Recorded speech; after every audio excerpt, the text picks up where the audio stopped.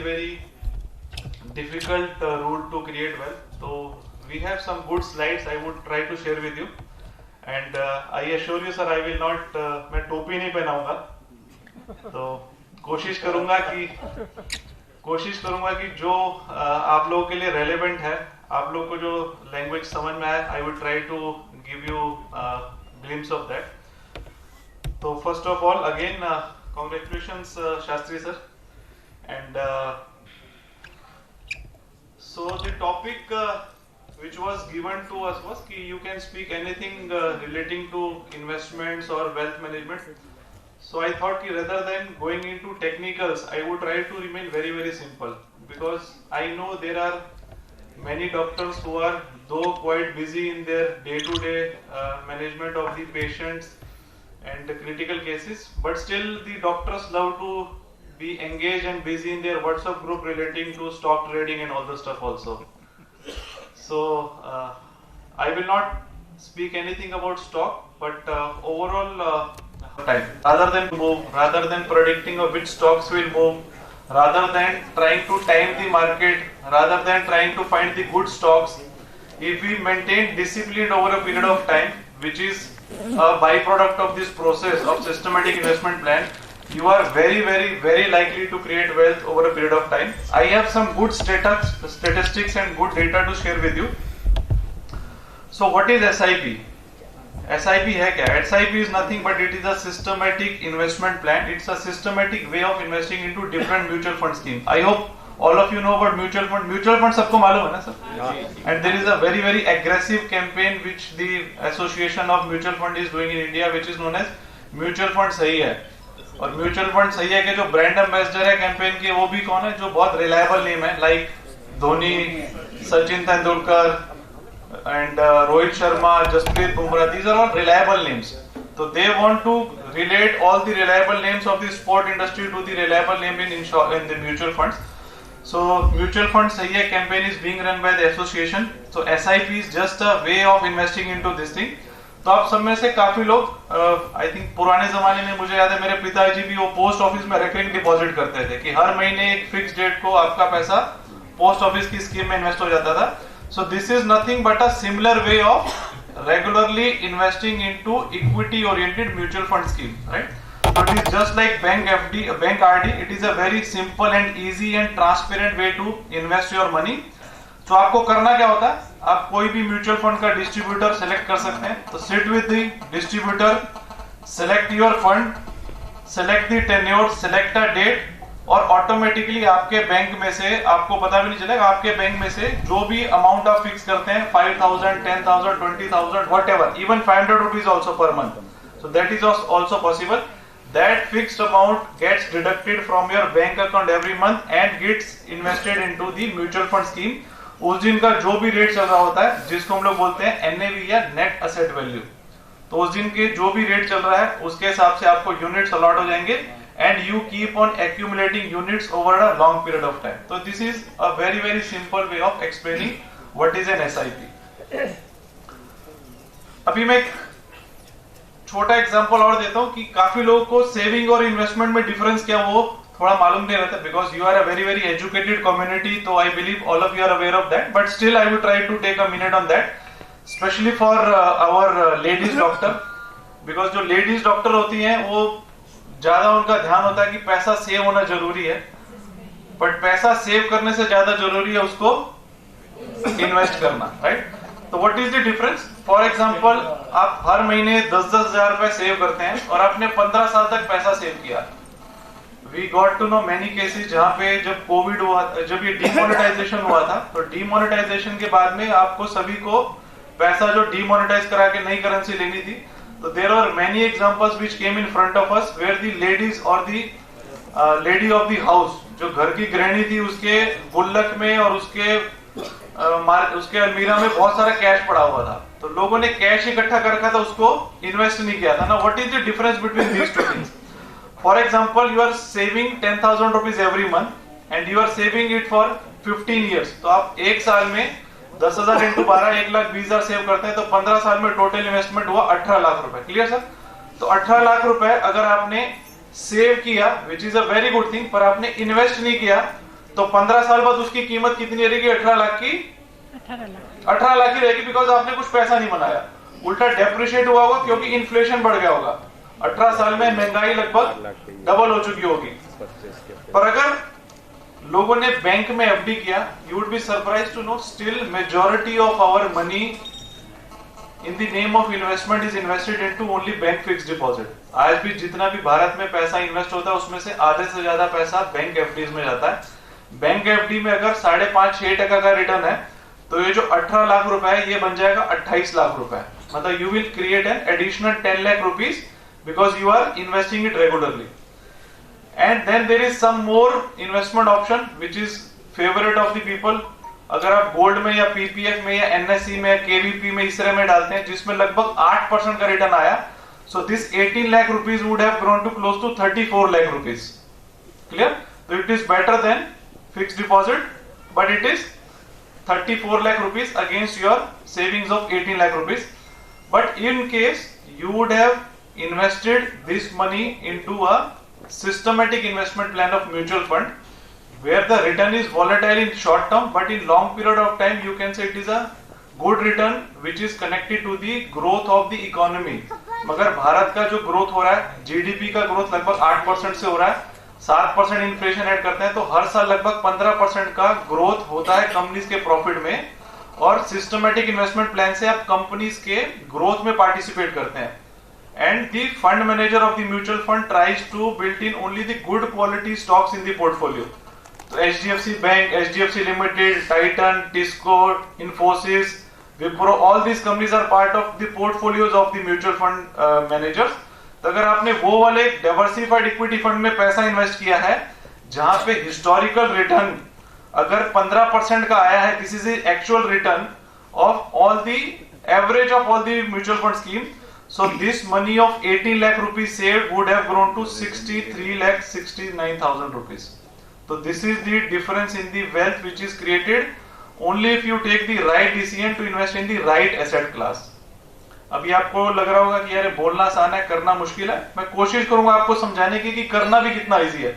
और ये किसी एक पर्टिकुलर स्कीम का रिटर्न नहीं है, this is average of all the funds which are available in market today. और हमने एज्यूम किया है कि ये हर महीने की 10 तारीख को आपके बैंक से 10,000 रुपए निकला है। तो मतलब 2023 है, किसी ने 2008 में ये स्टार्ट किया होगा 10,000 रुपए हर महीने इन्वेस्ट करने का म्यूचुअल फंड एसआईपी में, 18 लाख रुपए बैंक से डेबिट हुआ होगा, आज की वैल्यू है close to 64 lakh rupees. Right sir, आगे बढ़ते हुए लोगों को इन्वेस्ट क्यों करना चाहिए? So these are some of the reasons which we try to educate to our retail customer कि people invest because you want to plan for your retirement. I think for doctors the biggest thing would be because you guys are I think active till your even retirement age also, but still there are many people if they want to retire, so there should be a wealth which should be created for your retirement purpose, for education of your children, for marriage of your children, or for any dream house और for dream car और for any other goals. तो इतने सारे reasons हो सकते हैं जिसकी वजह से इन्वेस्टमेंट करना जरूरी है।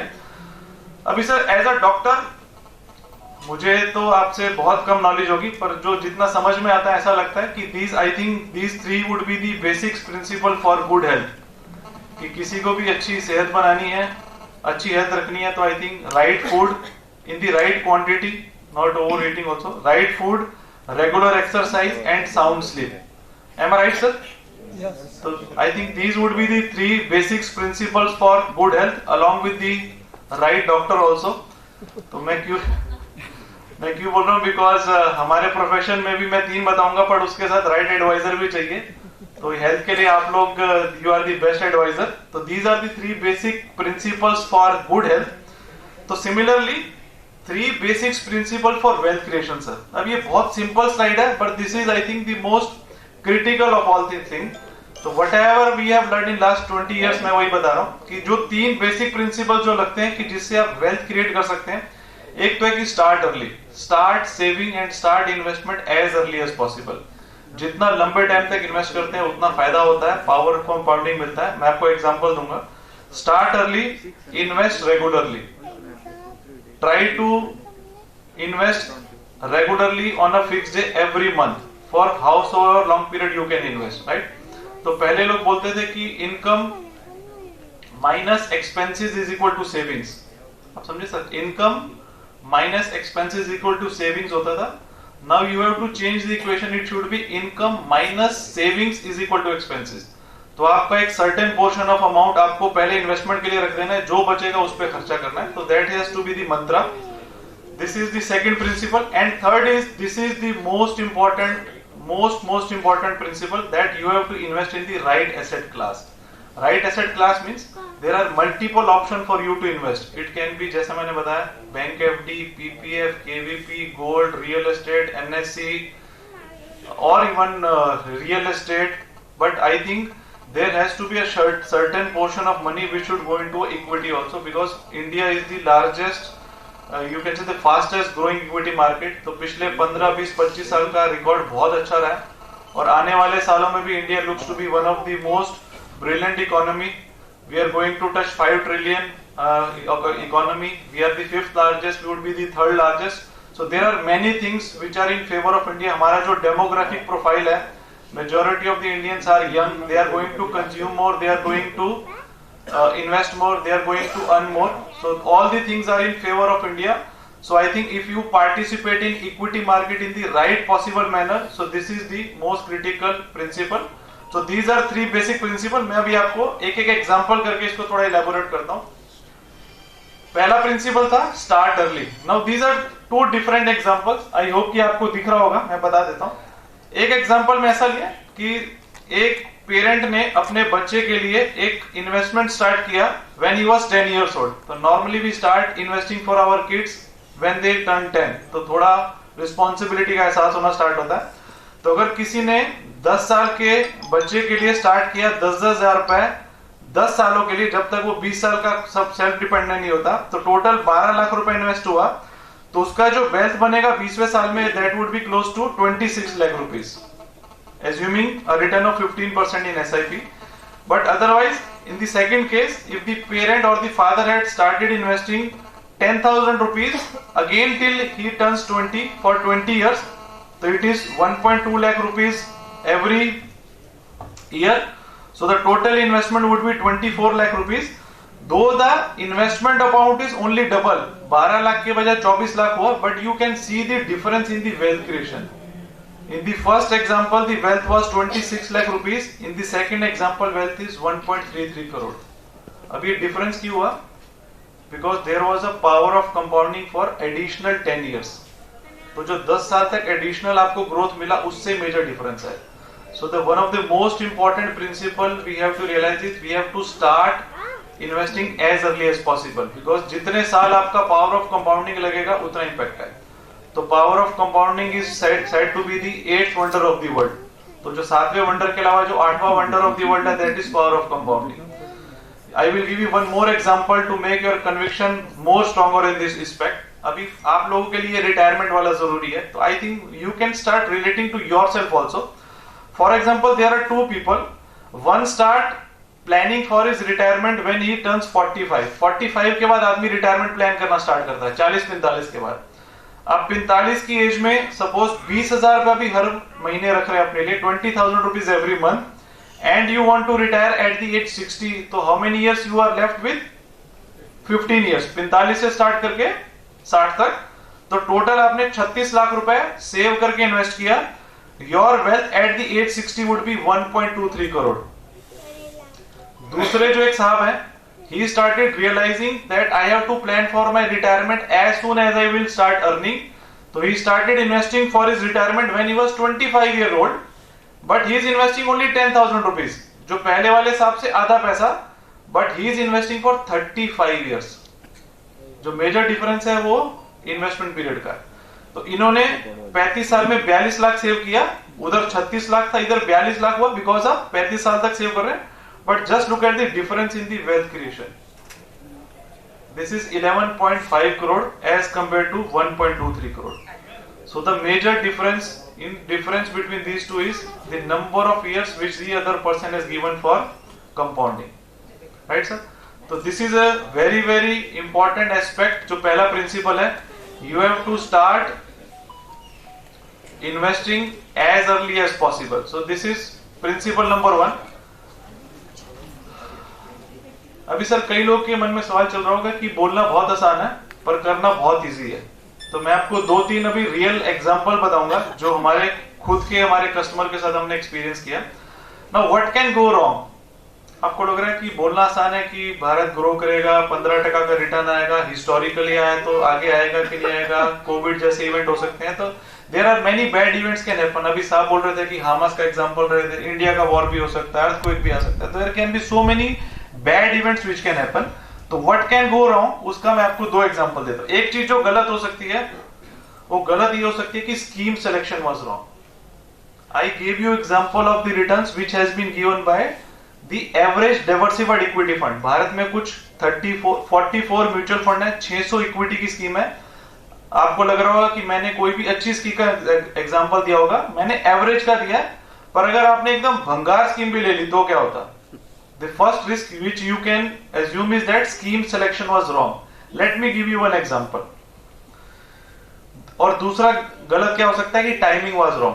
आज भी आप लोग के मन में चलता होगा भैया 64,000 का इंडेक्स है, बहुत ज्यादा है, 55 was better, 42 was better, Covid के टाइम पे 30,000 हो गया था, वो बेटर है।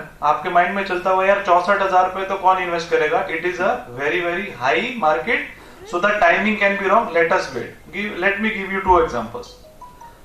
सबसे बढ़िया एग्जांपल ये हो सकता है year 2000। I hope all of you are there working earning in year 2000 also, because आप the average age would be close to 45-50। तो मैंने मेरा करियर सबसे स्टार्ट किया था, one of the worst time to start career. जब career start किया था 6000 का इंडेक्स था, उसके बाद 3000 आ गया था, तो लोगों की गाली सुननी मिलती थी। तो there were all the technology schemes, technology के जो स्टॉक्स थे आपने सुना होगा, ग्लोबल टेली किसी ने सुना होगा, HCL, Infosys, they were at very very record highs and then the market collapse because वो .com बबल हुआ था, आपको याद है तो ईयर 2000 में। उस टाइम पे एक म्यूचुअल फंड का स्कीम आया था, एक टेक्नोलॉजी फंड था, where the fund manager of the mutual fund was investing into only technology stocks. तो उनके पोर्टफोलियो में HCL, Wipro, Infosys, TCS, Global Tele, HCL और कई सारी भंगार टेक्नोलॉजी की कंपनी थी। तो वो फंड लॉन्च हुआ था मार्च 2000 में। ऐसे 3 फंड थे, average rate was 10 rupees because that is the starting of any fund. So the rate of fund was 10 rupees. Anybody who wanted to invest he would have invested at 10 rupees. तो अगर किसी ने 10,000 रुपए डाला होगा तो 10 रुपए के हिसाब से 1000 यूनिट मिला होगा। उसके बाद ये मार्केट क्रैश होना स्टार्ट हुआ। 1 अप्रैल 2000 को 10 रुपए का था, उसके बाद 30th September 2001 also the NAV was only 2 rupees. You can imagine the wealth destruction which would have happened from 10 rupees to 2 rupees, right? So there was a investment value of 36,000 means अगर किसी ने 10-10 रुपए की ये this is 10,000 rupees, तो अगर किसी ने रेगुलरली इन्वेस्टमेंट चालू किया होगा तो जिसके 36 इंस्टॉलमेंट हुए थे और जिसके 18 इंस्टॉलमेंट हुए थे इन 1.5 साल, तो 1,80,000 की value was only 36,000। Clear? So this was the kind of destruction in wealth that would have happened, but if the customer would have continued with the SIP। अभी जैसा मैंने बोला, उन्होंने मार्केट देखा नहीं, स्कीम देखा नहीं, बस 10,000 रुपए बैंक से इन्वेस्ट ही हो रहा है। तो वो केस में आदमी का 10,000 रुपए इन्वेस्ट हो रहा है, भले वो 10 रुपए का NAV हुआ, 9 हुआ, 8 हुआ, 7 हुआ, 6 हुआ, 5 हुआ, 4 हुआ, 2 भी हुआ, पर 2 रुपए जिस दिन हुआ उस दिन उनकी वैल्यू थी 36,000 रुपए। So there was 80% fall and this kind of market remain till 2002। मतलब 2002 तक इसी तरह का मार्केट रहा जहां पे NAV 2 और 3 रुपए के बीच में रहा, बिकॉज स्टेबल था market, right? So the SIP returns were still negative 16%। तो आदमी का इन्वेस्टमेंट हो चुका था 3.9 लाख का, उसकी वैल्यू थी 3.27। अभी वैल्यू बढ़ क्यों गई? बिकॉज उसने कई यूनिट्स आप देखेंगे 2-2, 3-3 रुपए में भी खरीदता आया, 2 रुपए, 3 रुपए, 4 रुपए में भी। Clear sir? बट उसके बावजूद भी मार्केट उसका रिटर्न नेगेटिव था। But the customer was clear, I want to be disciplined, I want to be regular, I want to be sincere. With all these 3 things he continued and it took 2.5 years to come back the NAV to 10। उसके बाद ये market धीरे धीरे सुधरा, technology funds भी सुधरे, fund manager ने भी अच्छे स्टॉक्स लिए होंगे, तो उसके बाद ये NAV वापस 10 रुपए पे आया। तो 1 अप्रैल 2000 को जो 10 रुपए की NAV थी वो 31 जनवरी 2006 मतलब 6 साल के बाद ऑल टुगेदर ये NAV वापस 10 रुपए पे आए। क्लियर? तो आपको लगा कि 6 साल के बाद आदमी 0-0 पे आया होगा। एम आई राइट? यही चल रहा है, 0-0 पे आया होगा। चलिए गुड। तो इसका एक्चुअल जो रिटर्न था सर, उसके बाद 7 लाख रुपए 20 लाख 7.20 लाख लगा था and the value was 18.63 lakh rupees. Clear? So it was 28% CAGR in 6 years because the customer was regular investing. आज भी अगर वो कस्टमर की SIP उसी फंड में चालू है तो उसका वेल्थ कितना बना होगा सर? आज अगर उसकी NAV चालू है तो उसका इन्वेस्टमेंट 28 लाख का होगा, उसकी आज की वैल्यू 3.09 करोड़ है। Clear sir? So there is a return of 17.27. So what I am trying to say? I am trying to say scheme selection is not important. The important is you have to start early, you have to invest regularly and have patience. आज सबसे बड़ी तकलीफ जो हम लोग को नए investors में लगती है वो पेशेंस है। आदमी ने 10 बजे सुबह किसी स्टॉक में इन्वेस्ट किया, 1 बजे 2 बजे 3 बजे 3:30 बजे वो लोग हंस रहे हैं, लोग तो I have many examples sir where whenever we sit with a client हम बोलते हैं कि sir for what purpose you want to invest money? तो people will say I want to invest money for my child marriage or child education which is 10 year 15 year. I want to plan for my retirement which is after 35 years. पर 1 महीने बाद ही वो return check करके phone करते हैं। You are investing for 35 years but you are not able to have patience for even 1 hour 2 hour 4 hour 5 hours also. But this is human psychology. तो आपको भी पेशेंस ऐसे इनकाउंटर करना पड़ता होगा कि वही हफ्ता 10 दिन लगेगा ठीक होने में, पर शायद पेशेंट अगले दिन वापस आ जाता होगा सुबह शाम। तो हम लोग सर एक ही बोर्ड में है, बिजनेस अलग अलग है। चलिए सर, तो this is the beauty of regular investment and in equity schemes. आगे चलो सर। तो ये एग्जांपल मैंने आपको दिया। आज इसका NAV 118 रुपए है सर। जो 10 रुपए की NAV 2 रुपए होगी थी, आज 118 रुपए की NAV है। आगे बढ़ते हैं सर। तो ये हुआ क्यों? ये उसका एक डिस्क्रिप्शन ही, बिकॉज आपने हर लेवल पे यूनिट खरीदे गए। आपने 10,000 रुपए डाला, 10 रुपए के NAV तो 1000 यूनिट मिले। आपने 10,000 रुपए डाला, जब 2 रुपए के NAV तो कितने यूनिट मिलेंगे? 5,000 मिलेंगे सर। तो आपका जो एवरेज प्राइस हो जाएगा ना, वो बहुत नीचे आ जाएगा। So this is the beauty. इसको हम लोग बोलते हैं रूपी cost averaging, because you keep on averaging your units. आगे बढ़ता हूं sir.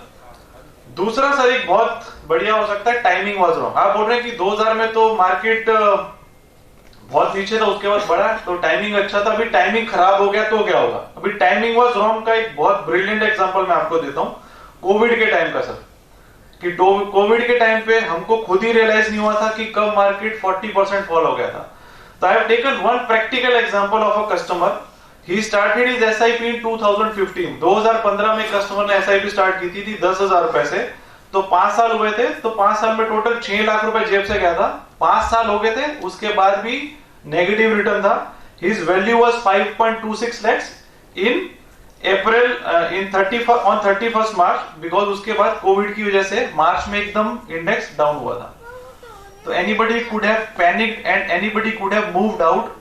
We have seen many customer who moved out in March, April 2020 की अभी तो दुनिया खत्म, कोई स्टॉक मार्केट नहीं बचेगा, कोई प्रॉफिटेबिलिटी नहीं बचेगी, जितना पैसा लेके सेफ असेट्स में डाल दो। This is what happened. People started shifting their money from equity to safe assets. अभी ये कस्टमर को भी ऐसा माइंड में आया होगा कि भाई सिर्फ 80,000 का नुकसान है, लेके निकल जाते हैं।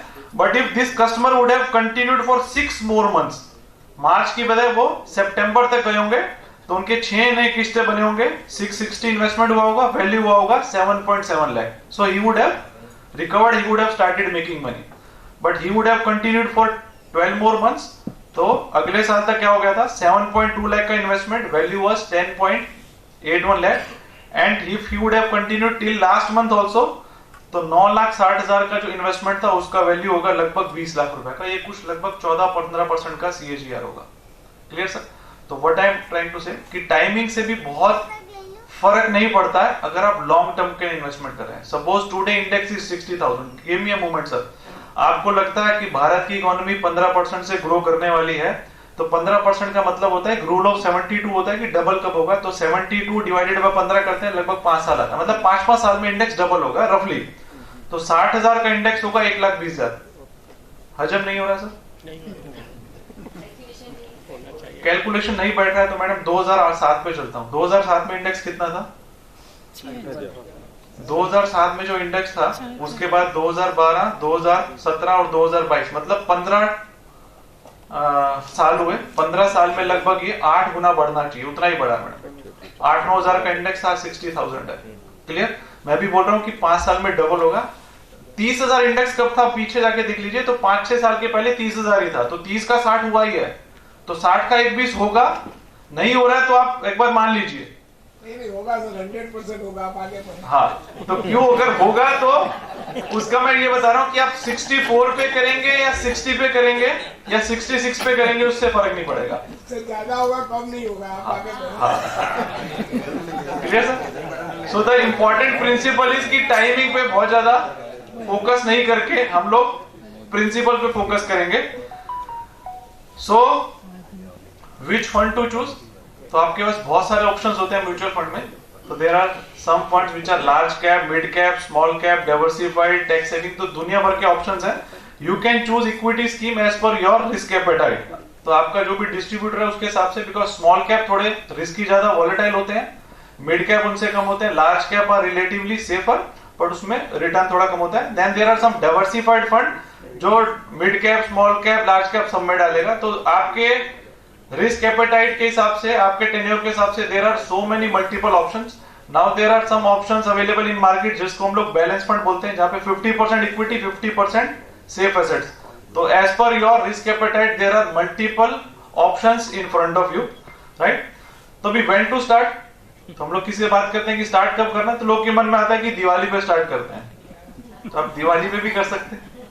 माइंड में चल रहा होगा कि अभी नवरात्रे स्टार्ट हुआ है, दिवाली पे करेंगे, होली पे भी स्टार्ट कर सकते हैं, बच्ची के बर्थडे पे कुछ लोग स्टार्ट करना चाहते हैं, नए साल में स्टार्ट करेंगे, या कपल ऑफ आवर्स, राइट? तो व्हेन टू स्टार्ट में it is the choice of customer. But एक एग्जांपल मैं लास्ट और दे देता हूं। आप 1 साल के लिए लेट करते हैं तो कितना फर्क पड़ सकता है? आप डिले कर सकते हैं, आपके हाथ में ही है, you can delay your things, but what difference it can create. Suppose किसी ने 10,000 की एसआईपी कर रहा है, सिर्फ 1 साल डिले किया, ये सब रीजन की वजह से। तो अगर कोई 19 साल के लिए एसआईपी करता है तो 22 लाख रुपए इन्वेस्ट होता है, तो उसका रिटर्न आया है 99 lakh rupees. This is an actual example of SIP of a fund, एक फ्लेक्सी कैप फंड का। 19 साल की एसआईपी का रिटर्न में 99 लाख रुपीज बना है। आदमी ने 1 साल पहले एसआईपी स्टार्ट किया होता, 1 साल में जेब से पैसा एडिशनल गया 1.2 लाख, मतलब 24 लाख हुआ, पर वेल्थ कितना क्रिएट हुआ? लगभग 1.25 करोड़ रुपए का। तो आप 1 साल का डिले कर सकते हैं, पर उसका कॉस्ट लगभग 22-24 लाख का है, 10,000 की एसआईपी करते हैं। Clear sir? तो there is no point delay thing, there is no point in postponing thing. हम लोग जो नए साल की रेजोल्यूशन भी करते हैं, आप लोग हमसे बेहतर समझते होंगे कि रेजोल्यूशन भी लोग डिले करते रहते हैं। तो this is just like that, there is no point in delaying this. Timing का सर एक एग्जांपल देता हूं कि अभी कई लोग बोलते हैं, कई लोग के माइंड में होगा कि यार मैंने जब भी शेयर बाजार में पैसा डाला ना, उसके बाद से स्टॉक, काफी लोगों को लगता है कि भाई जो मैडम हंस रही है, तो जो भी मैंने स्कीम को हाथ लगाया वो तो नीचे, ऐसा बहुत लोगों को लगता है। हमको लगता है 100 में से 90 लोगों को यही लगता है कि भाई मैं जिस स्कीम में हाथ लगाऊंगा ना वो तो गिरने ही वाली। तो मैं आपको एक बहुत अच्छा एग्जांपल देता हूं सर। अभी एक आदमी ऐसा है, उसने एसआईपी किया, पर वो इतना अभागा है, इतना अनफॉर्चुनेट है कि वो जिस दिन भी उसने वो साल में इन्वेस्टमेंट किया ना, वो साल का वो हाईएस्ट लेवल था। इससे अनफॉर्चुनेट एग्जांपल तो क्या होगा? आदमी ने कभी भी किया तो हमने पिछले 25 साल का रिटर्न निकाला। एक आदमी ने जिसने साल में सबसे ज्यादा लेवल पे इन्वेस्टमेंट किया, उसको रिटर्न आया 12% का, which is much better than FD and real estate और गोल्ड और व्हाटएवर, पर 12% आया एक अभागे आदमी का। एक आदमी जो बहुत ही ज्यादा किस्मत वाला है, जो शायद ही कोई होगा, उसने जब भी इन्वेस्टमेंट किया उस साल का वो लोवेस्ट लेवल था, उसको रिटर्न कितना आया? 13.9। तो this is difference between unfortunate and fortunate client, you can say. तो डिफरेंस कितना है लगभग? अभी ये तो पता नहीं है कि सर मैं अनफॉर्चुनेट हूं कि फॉर्चुनेट हूं। I can be fortunate on unfortunate which is not in my hand. What is in my hand? मेरे हाथ में है कि मैं डिसिप्लिन हूं कि नहीं। तो अगर मैं डिसिप्लिन हूं, बाजार का कोई भी लेवल हो, मुझे सिर्फ माइंड में 5 तारीख याद है या 10 तारीख, एक दिन याद है, उस दिन मैं इन्वेस्टमेंट करता हूं, अगर वो डिसिप्लिन से किया तो रिटर्न आया 13%. Clear sir? तो what I am trying to say, being fortunate, being unfortunate, timing the market is absolutely not in our hand. What is in our hand? It is to be disciplined. तो अगर आप discipline है तो आपका लगभग 13% का CAGR आया, which is much better than the other instruments. Right sir? So SIP के जो बेनिफिट्स हैं बहुत सिंपल है. आपका जो भी ड्रीम है, जो भी गोल है, कोई पेपर वर्क नहीं है, पावर ऑफ कंपाउंडिंग का बेनिफिट मिलता है. आपकी नॉलेज के बगैर आप जिस तरह से EMI कटता है आपके उससे, उसी तरह से ऑटोमेटिकली ये हर महीने कट जाता है. इन्वेस्ट कीजिए और जैसे जैसे आप रेगुलरली इन्वेस्ट करेंगे, 64,000 का इंडेक्स 62,000 होगा तो आपको खुश होना पड़ेगा कि आपको यूनिट ज्यादा मिलेंगे. 62 का 50 होगा तो और खुश हो जाएंगे कि और यूनिट ज्यादा मिलेंगे. क्लियर? तो you will not worry if the market is falling, you will feel happy that I am able to accumulate more. So this is the beauty of SIP. So अगर मेरे को रिटर्न्स दिखाने हैं तो पिछले जितने 15 साल का रिटर्न में अगर किसी ने 25,000 में इन्वेस्टमेंट किया तो लगभग उसका 1.5 करोड़ मतलब लगभग 15% का रिटर्न है इंडिया का पिछले 10 साल, 15 साल, 20 साल, 25 साल का. स्कीम सिलेक्शन एब्सोल्युटली इंपॉर्टेंट नहीं है. Do not chase performance, we have to chase the discipline, as simple as that. ये SIP के कुछ परफॉर्मेंस है, ये मैं इसमें नहीं जा रहा हूं. आपको जितना भी ड्रीम है उसके हिसाब से आपको SIP का इनपुट बनाना पड़ता है. उसके अलावा फॉर्चुनेटली इंडिया में इतना इनोवेशन हो रहा है. अभी एक नया एक ऑप्शन आ गया SIP टॉपअप, जिसमें सपोज आपने 10,000 की SIP की है, पर अगर आपकी रेगुलरली इनकम बढ़ रही है तो SIP का अमाउंट भी बढ़ना चाहिए. तो एक बहुत डिसिप्लिन तरीके से आपको जितना इंक्रीमेंटल हर साल करना है, 10 का 12, 12 का 14, 14 का 16, automatically it will keep on deducting from your bank account and it will keep on investing in the right asset class. Right sir? So if I have to summarize, we don't need to save, we need to invest. For our ladies audience majorly कि saving से ज्यादा investment में important है. Start as early as possible, invest regularly, right product में invest कीजिए. जितना लंबा time होगा उतना इक्विटी में रिस्क कम होगा. म्यूचुअल फंड सही है. और मुझे लग रहा है जिस तरह से हम लोग को डॉक्टर की जरूरत पड़ती है, आपको भी, भले ही आप जितने इंटेलिजेंट हैं, आपको इक्विटी मार्केट की बहुत समझ हो, फिर भी request is to have a mutual fund distributor. Right? So thank you very much from my side. I have tried to be simple sir. कोई टोपी पहनाने की कोशिश नहीं की है. नहीं, मैंने बाद में जो बोला वो शायद आपने सुना नहीं. You have circumstantial deafness in that case, sir. So this is a medical term, and I think that was an excellent overview, and a big round of applause for Bhushan Nandwani. And like I said, when it comes to a salesperson, it wasn't on a personal note. Salespeople are known to pen out their topi, and I think deep down, अगर आप sir से पांव तक सोचेंगे तो आप भी बोलेंगे कि जी. But then the fun part is when there is a quality salesperson or a quality team, because at the end of the day there are a lot of mushrooming people, and these are the people who give sales a bad name. Right. So I think this is a mixture, but I think this was a excellent talk, and everyone should realize that discipline does help. Like today morning I went for a walk, and then I think that I should look slim today. So that's not going to be possible. I need that consistency. So that's the same thing which applies over here. So that is called WIP, walking periodically. Now, ज़माना ऐसे बदल रहा है कि there was a time when SIP used to mean पानी का एक घूंट पीना. Today SIP has become systemic investment plan. Apple used to be a fruit. Today people, when they use the word apple, they think of the phone. At the same time, if you look at a laptop, so eventually we used to feel it's a different entity. Same thing for, do you have mail? So then you feel they're asking, do you have a male child? Or am I a male? But then they're asking about your email. So times are changing so radically that it becomes difficult when they say, so you carry a cell? When we were studying, cell means battery, but today this is called a cell. So she's really yonky. So I would feel, is that a compliment or ले रहे कि दे रहे, ये समझ में नहीं आता अक्सर. So in this time and era, I think SIP was beautifully explained, and hats off to you, Mr. Nandwani, for such an adequate explanation. Thank you, sir. Thank you, sir. I would request Dr. Diganbhai Shastri, our incoming president, to felicitate